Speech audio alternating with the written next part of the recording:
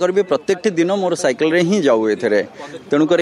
मु चाहिए जे आज यहाँ मोर वर्क प्लेस बर्तमान सो जिते विधानसभा चलो आम आसवा तो से निश्चित भाव में चेष्टा करी जिते संभव हो पार मु साइकिल रे ही आसबि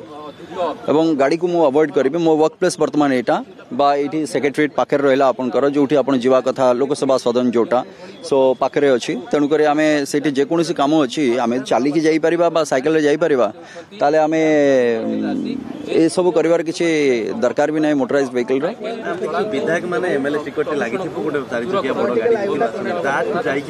ना ना समस्ते समस्ते से नुहंती but don't make it a very common kind of a thing हाँ जी चाहूँगी आसवा से आसी पारती किंतु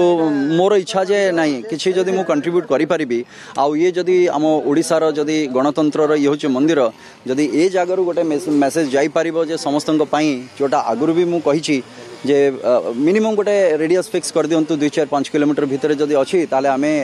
पब्लिक ट्रांसपोर्ट को यूज करिबा